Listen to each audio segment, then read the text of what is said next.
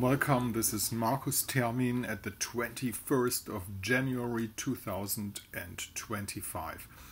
The Sun is in the sign of Aquarius and the Moon is in the sign of Libra. But this afternoon, 5:30, the Moon is going to change into the sign of Scorpio, and that makes a square energy. And it's not an easy energy, because Scorpio Moon is always deep and is always, has a bleeding edge, to put it that way. And take care for that. This is a 2 pieces day. One piece is the Moon in the sign of Libra, fine, but in the evening it gets sharp, to put it that way. We had the inauguration yesterday, and probably a lot of people have seen that, and there's a chart for that. And interesting enough, if you compare that to the inauguration in the year 2017, which is actually some years ago, you can see that there's astrological coincidences which are just not, they are remarkable, to put it that way. Down here, or up there, better to say, the Pluto-Sun conjunction, which is today. We do have today the Pluto-Sun conjunction. Big changes. This is the Sun of the inauguration 2017. And what is there to see? There's an exact trine from Mars, retrograde, power coming back home, to Mars in the sign of Pisces. Now, one of the first messages Mr. Trump sent out was there are only going to be 2 genders. He's kind of giving the natural law a backup installation. We're not open to say anything about that in Germany, because we don't want to be blah blah blah, things like that.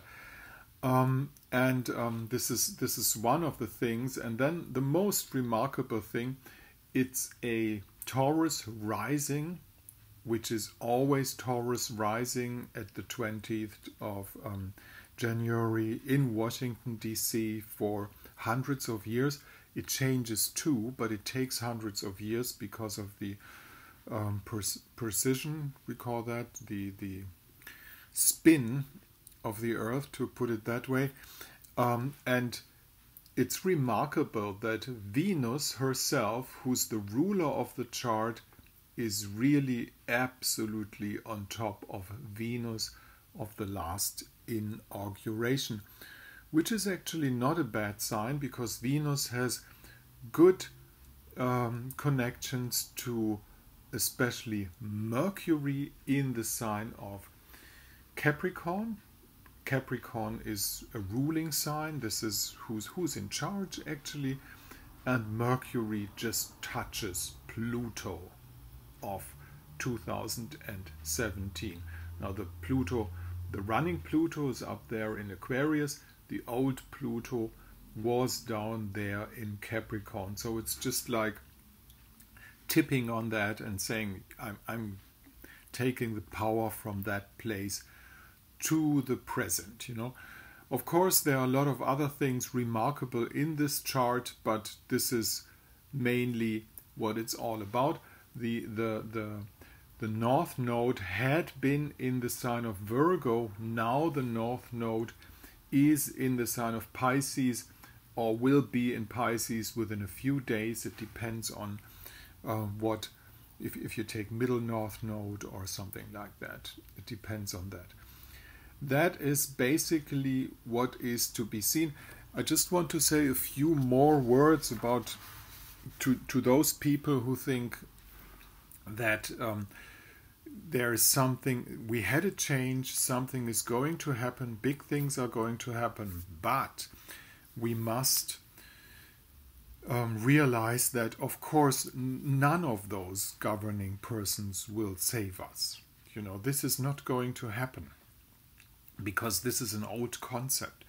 the concept of giving away the decision for your most important life challenges to someone else is a concept of the past. It can't continue in the future. We are on the way to individuality in a lot of sense, and in an archetypical sense, the President of the United States is the world emperor, the world king, the world governor, you can put it that way.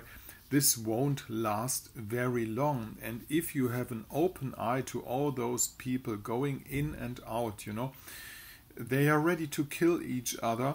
But when they meet at one point to have this inauguration, you see them just sitting there in a row, just as if nothing had been going on in the past.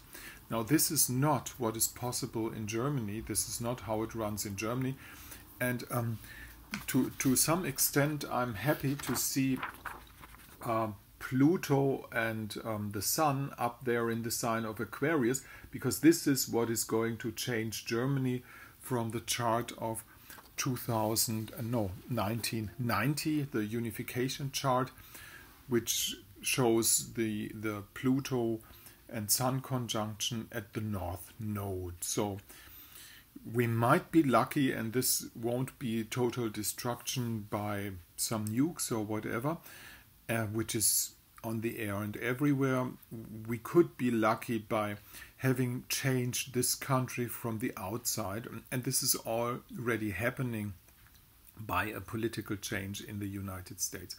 But please realize, I'm just not giving comments on that because I think this is now the liberation of the world, though one must say that especially the survival of the now present president is a miracle, was a miracle, and was guided, of course, by the great Archangel Michael.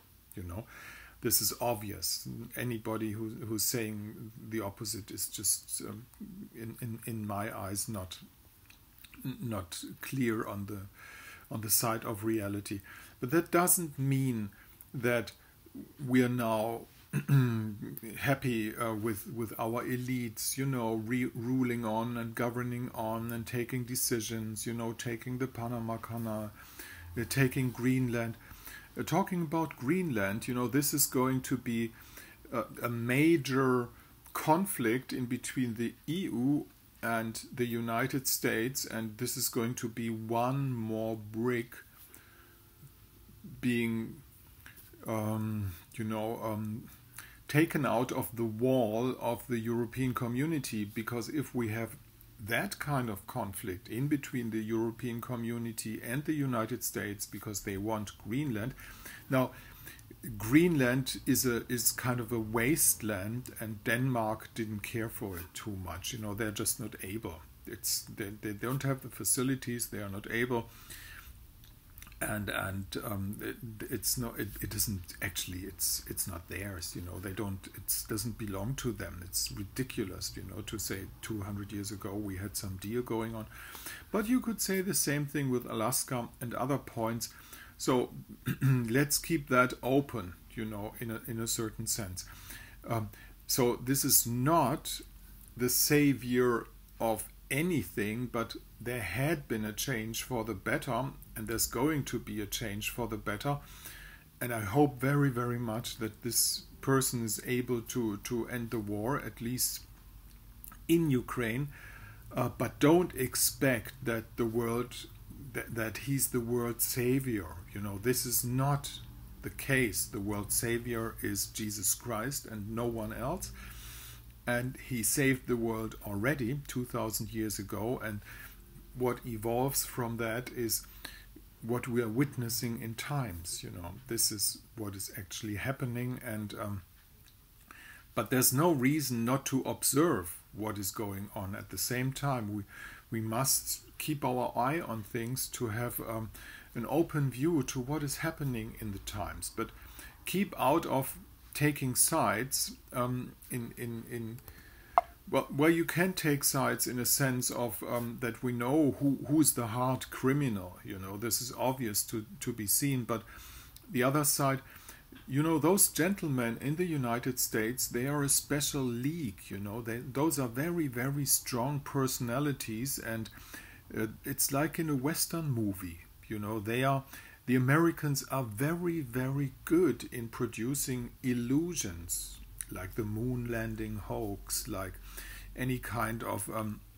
they are ruling the world through their movies, through their stories, through their telling other people, and they are strong personalities. You don't have those kind of personalities in Europe, really. You know, we are weak compared to that. And if there's an upcoming day where single countries or Europe as a whole finds back to an interesting path to the future, well, this might happen and should happen, and I would be happy about that, but that is not going to be really the case with President Trump, you know, because he puts America first. He wants 5% of every country spending in the military. He wants to go bullshit Mars things, you know, which is never going to happen, except, of course, with Elon Musk's robots, who will, you know, steer the starships to Mars, which is good for nothing. You know, it's just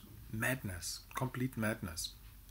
And, well, those people might get on and will get on, but for us it would be better to realize we don't have American culture, and we should not have it.